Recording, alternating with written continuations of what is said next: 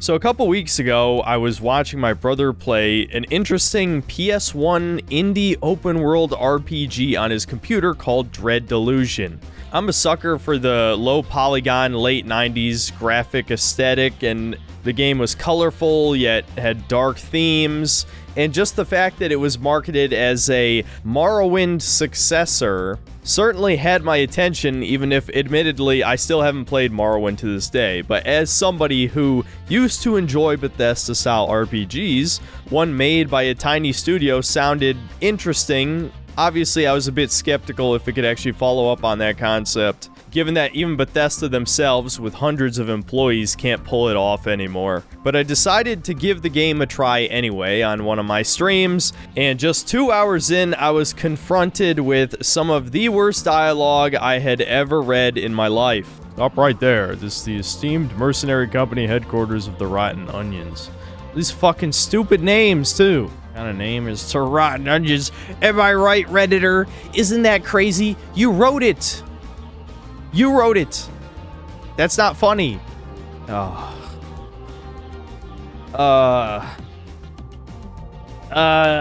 It's not. You're not funny. You suck. Look at this. This is how Redditors speak. My immersion is broken. My immersion is gone. This is like your D&D game. Like you joking with your buddies in a D&D game. You wrote it into your video game. Have self-awareness. This is like the perfect sign of like a demoralized bug man right here. And it was at that moment I knew it was time for another gaming is dying style video. Now, I'll be honest, I've been waiting for a long time to have an excuse to talk about indie games in this whole Doomer Gamer rambling series that I've been doing since near the start of my channel. And so the subject of today's video is Sincerity. Sincerity is dead. Both millennials and zoomers killed it in different ways. I would highly recommend checking out Shredded Nerd's video on millennial humor if you want the more high-budget AAA examples of this. But just for today, I want to focus on indie games, especially since I wasted at least 15 hours playing Delusion. And I knew you guys wouldn't click on a video that's a review of a game you've never heard of, but I certainly had a lot to say about this one. You can consider this the third in the trilogy of Gaming is Dying videos all about immersion, the first two being Escapism and Immersion, which were about the Dead Space remake and Baldur's Gate 3 respectively. And so this time we're talking about an indie game. Now, believe it or not, even though I am an asshole, I do feel slightly bad about punching down on an indie game, but given the sheer number of tourists, haters, whatever you want to call them, that visit this channel and claim that it is absurd that I say gaming is dying when indie games are so awesome, they've had so much fun playing them, I figured we should probably break down a great example of why indie games are overrated. And if indie games are going to replace AAA games, that means we have to use the same critical eye to judge those games. I can no longer lower my standards for indie games. They have been popular for like 15 years at this point, and quite a few are considered to be the greatest games ever made. So why should I lower my standards? There's no reason to. I had zero expectations going into Delusion, and yet it still managed to disappoint me by fundamentally being a failure, not just as a story, not just as an open world questing experience, but also just as a game. Delusion is a bad game. It's fine if you think it's impressive that a tiny team was able to make a game like this. I think it is somewhat impressive, at least on like a graphical or aesthetic level, that such a small team was able to make a huge open world game. The problem is actually playing it sucks. But this video is not about gameplay, so to just briefly sum up why it's so bad, it's because it's incredibly easy, like mind-blowingly easy. A toddler could beat this game. I ended it with over 80 health potions. I only ever died twice, and both of those times were from falling off of a cliff. And the combat itself is incredibly boring. I don't even actually have to describe it to you. I could just show any footage. This is what every single fight in the game looks like.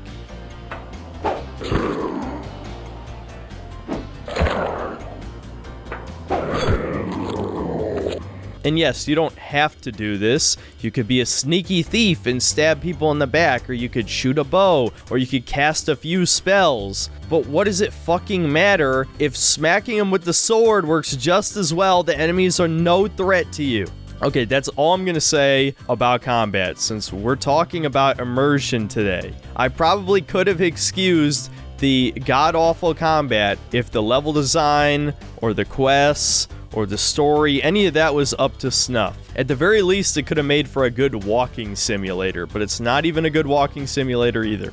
So before I go any further, I might as well explain what is Dread Delusion, because I'm sure a significant amount of you have no idea what this game is, you've never heard of it. Like I said, it was marketed as a Morrowind clone, which was a lie. It doesn't play anything like a Bethesda game, other than it being first person and having some basic RPG mechanics, and maybe you could say the visual style vaguely resembles Morrowind. Now, the basic story and world of Dread Delusion is that you are a prisoner who's about to be executed, but instead you can earn your freedom by working for the Apostatic Union, which is a fascist dictatorship type of system. I wasn't entirely paying attention to the details, but they want to kill all of the pagan gods that plague the land. And so your first thought is probably, wow, these guys are horrible. Why are they killing all these minor gods? And as the gods grow weaker, this creates a famine as the plants won't grow anymore. And so you might think, okay, the fascist dictator guys are definitely the bad guys, right?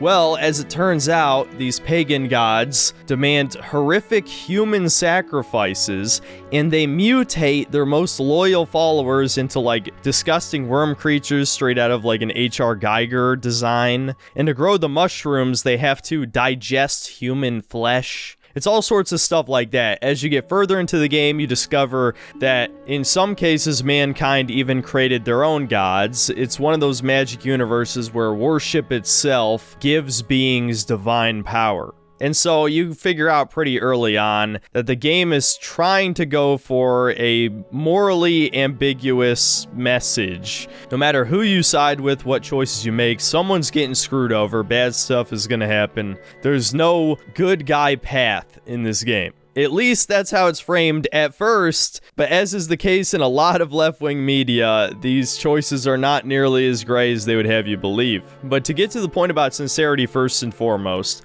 something you'll definitely notice a lot in this game is that sort of Redditor writing that can completely take you out of the experience. Like if someone took their home D&D game with their custom setting and turned that into a video game.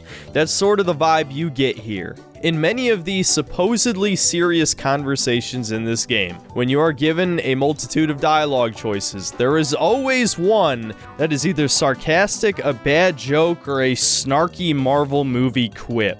And again, I don't think I have to tell you how this can take you out of an immersive experience. For one, it's using modern dialect. That is not how any ancient people spoke. And look, I get it if you don't want to have your characters speak in medieval dialect. That can be pretty corny sometimes. But for the love of God, please never use modern slang in a fantasy world. That will absolutely, utterly annihilate any immersion that I have immediately. This brings me back to my first video in this trilogy about escapism is dead. Video games are escapism. I don't want to be reminded of reality. And unfortunately, this game reminds me a lot of reality in different ways. Let's talk about one of the side quests where you're sent to find a missing girl.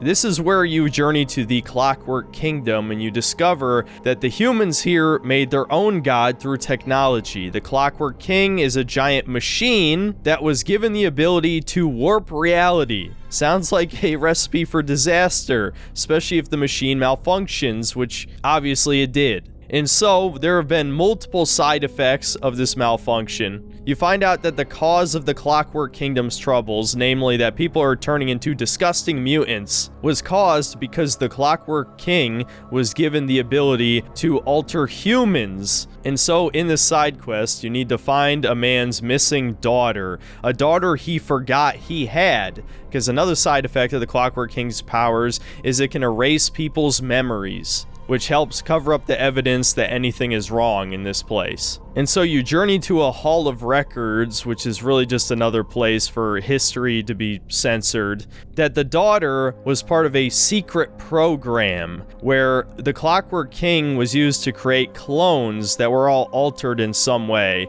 And so the original test subjects were a control, so they weren't altered by the reality powers, but now there are a bunch of clones of them running around that have been changed in some way. And so all of this is fine, but hidden in the text here, if you read carefully, which you can be forgiven for skipping through at this point, because a lot of the dialogue in this game lasts way too long and is really not that interesting. You discover that the daughter appealed to have a magical sex change by the Clockwork King. So yes, there is a trans character in this steampunk fantasy game.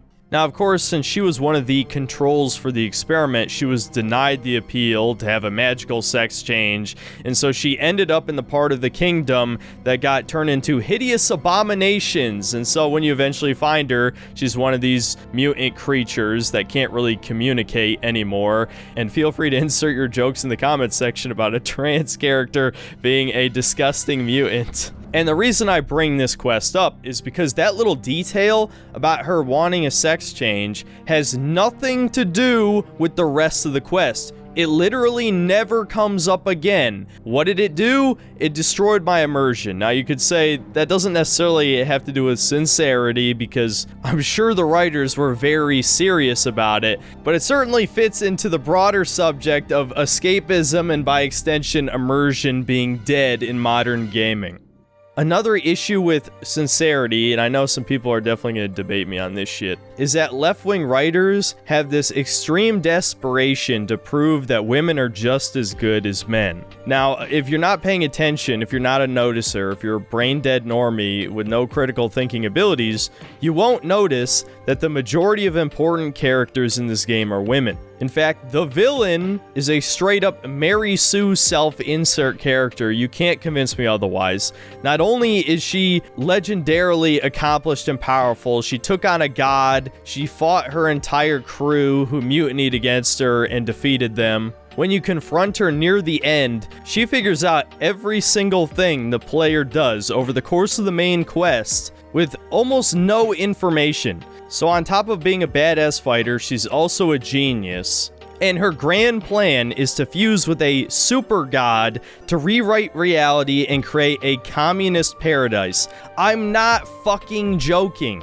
Oh, and of course, the icing on top of the shit cake, she kills you in a cutscene with telekinesis.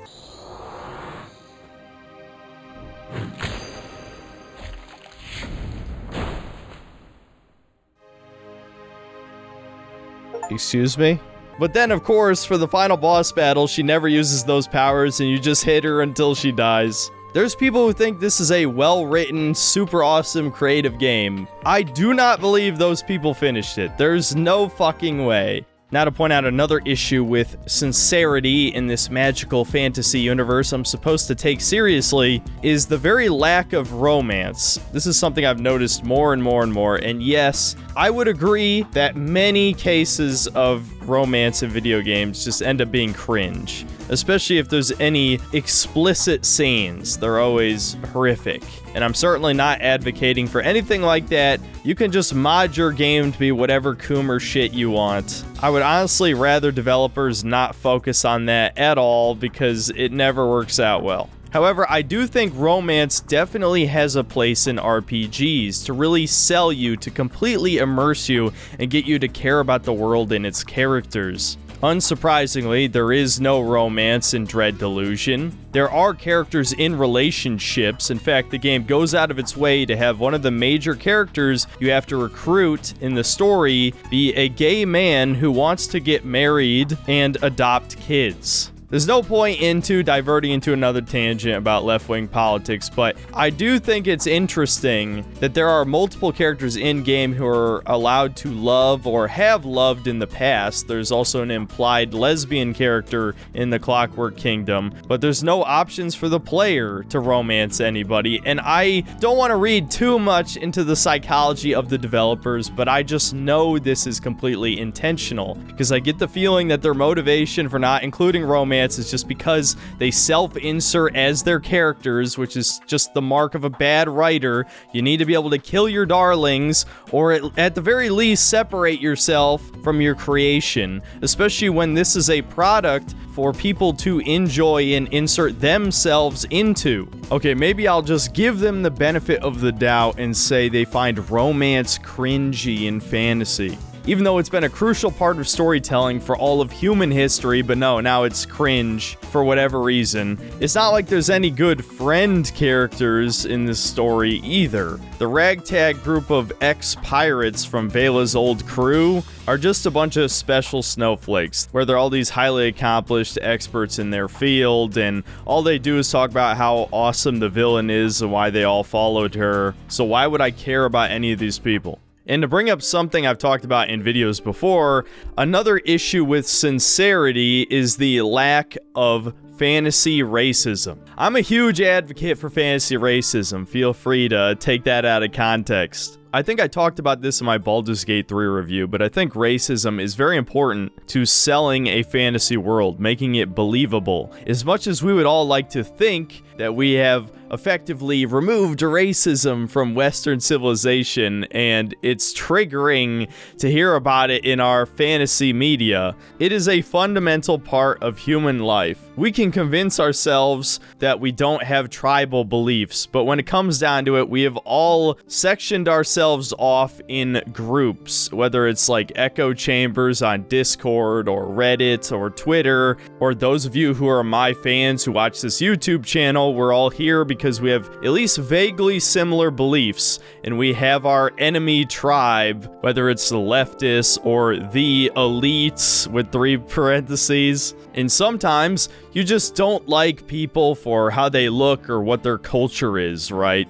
And so yes, you could say an equivalent to fantasy racism would be to just have factions with different fundamental belief systems instead of it being based on shallow things like looks. But I think the simplest and most effective way is just by having fantasy races that are obviously a lot different than humans. Now, disappointingly, Dread Delusion pretty much only features humans. So most of the prejudice is centered around the conflict between the Apostatic Union and the Wiccans, which are like the messengers for these pagan gods. However, although they are technically human, there is one group in this game that is significantly different from the rest, that being the Endless, aka the zombies in this universe. So the Endless work like a lot of other zombies. They hunger for human flesh. It's essentially a curse that was put on them hundreds of years ago to gain immortality at the cost of becoming cannibals, right?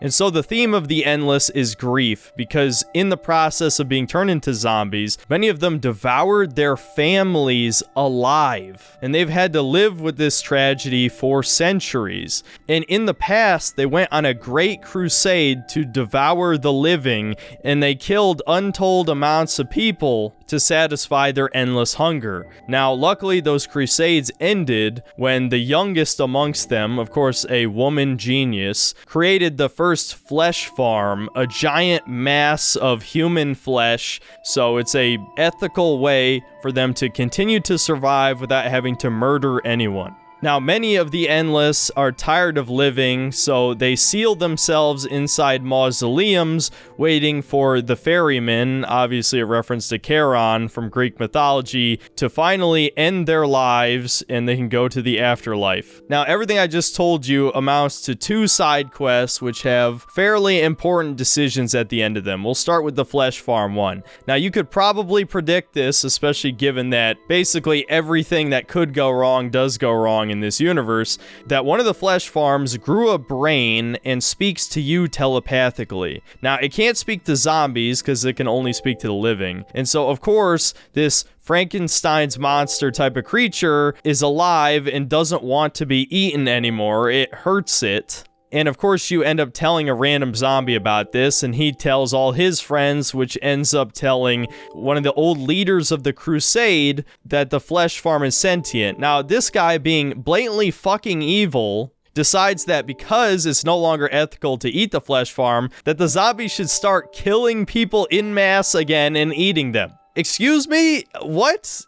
This is supposed to be morally gray, right? But this guy's just a blatantly cartoon evil zombie villain. He doesn't even have a reason to kill the humans except he just wants to. Well, whatever. Ignoring that, basically, the decision you have to make at the end of the quest is you can kill the flesh farm to erase any and all evidence that it grew a brain, or you can let it live because it's a sentient creature and it deserves a life. How the hell is that in any way morally gray? Are you fucking kidding me? I'm supposed to let it live so millions of people get devoured alive by zombies? This is like the trolley problem if it was designed by a retard. So obviously you're gonna kill the flesh farm and save all the humans. But then this leads into the other side quest, the bigger one, where you discover that beneath the island where the zombies live, there are earthquakes being created by the Entombed One, who we believe is the zombie queen's dad who started the zombie curse in the first place. Well, the twist is,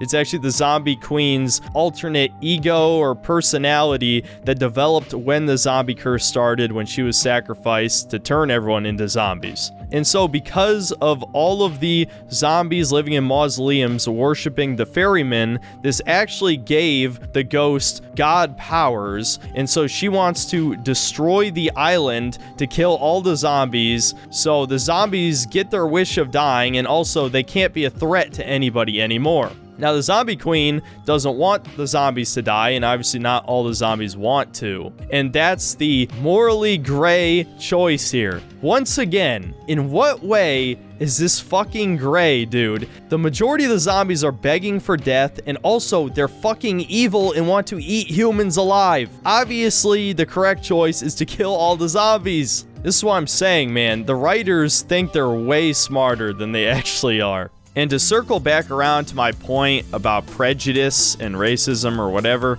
there is implied dialogue in the game that people don't like the Endless because, well, they're cannibals. We don't really see this in the game. And the vast majority of Endless you meet are generally polite to you despite you essentially being viewed as food to them, even if they don't have to eat you anymore. And I honestly think that the cannibalism angle is too extreme to be relatable. There needs to be slurs for zombies and humans. I need to witness genuine hate to be sold on this setting. And Elder Scrolls is full of fantasy racism. And look, I already know why, because fantasy racism triggers people, and as we all know, that's the worst possible thing a piece of fiction can do. Again, it's just pure cowardice. I know it deep in my soul.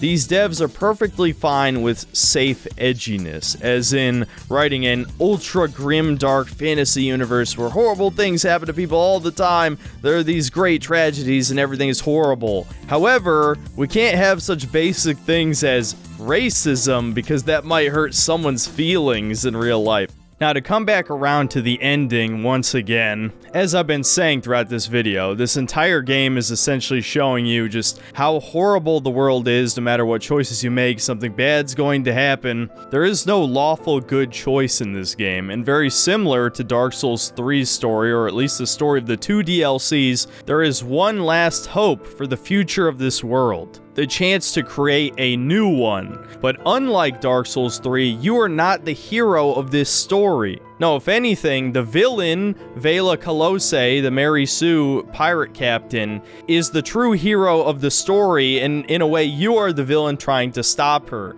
And after you defeat her, the game's final decision is whether you choose to banish the god because you don't want the human race to mess with powers it can't control, because in the past, the attempt to fuse with this god completely destroyed the planet Earth. Something I neglected to mention earlier is that this entire game takes place on a series of floating islands. Nearly all life on the planet is dead. Now it's just a bunch of clockwork machines mindlessly following their programming to defend what is left of a destroyed world. And so the game asks you, do you banish the angel back to where it came from and humanity has to fight and survive on its own without the help of all these pagan gods? Or do you follow through on the villain's plans and fuse with the angel and rewrite reality so that there's no more suffering and everyone is happy and equal? You see what I mean about this not really being a moral dilemma? If there wasn't the risk of all of reality being destroyed,